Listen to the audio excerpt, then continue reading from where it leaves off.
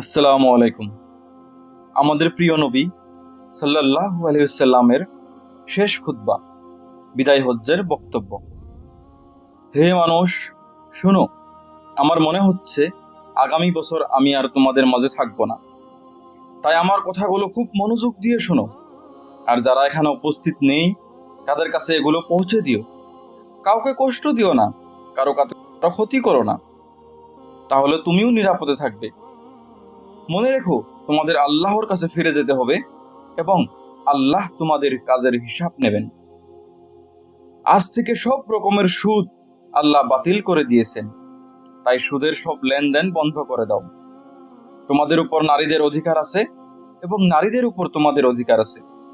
যখন তারা নিজেদের দায়িত্ব আদায় করে, তখন তোমরাও তাদের প্রতি সব দায়িত্ব পালন করবে। নারীদের সঙ্গে কোমল ও দয়ালু ব্যবহার করো, কারণ তারা তোমাদের জীবনের সঙ্গী এবং নিঃস্বার্থ সহচর। বেবিচারের কাছে যেও না। হে মানুষ, ভালো করে শোনো, শুধু আল্লাহর ইবাদত করো, 5 ওয়াক্ত নামাজ আদায় করো, রমজানের রোজা রাখো, জাকাত আদায় করো, আর সামর্থ্য থাকলে হজ করো।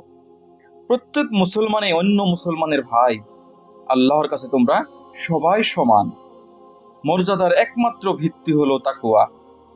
মনে রেখো, একদিন তোমাদের আল্লাহর দরবারে উপস্থিতি হয়ে নিজের আমলের হিসেব দিতে হবে। সতর্ক থেকো, আমার পরে পথভ্রষ্ট হয়েও না। আমি তোমাদের মাঝে 2টি জিনিস রেখে যাচ্ছি, আল কুরআন, আহলুল বাইত। যদি তোমরা এগুলো অনুসরণ করো, কখনোই পথভ্রষ্ট হবে না। মনে রেখো, আমার পরে আর কোনো নবী আসবেন না, আর কোনো দিনও আসবে না। আমার কথা গভীরভাবে বুঝে নাও। তোমরা যারা উপস্থিত আছো, এই কথাগুলো তাদের কাছে পৌঁছে, যারা এখানে নেই, আর তারা যেন পরবর্তীদের কাছে পৌঁছে দেয়।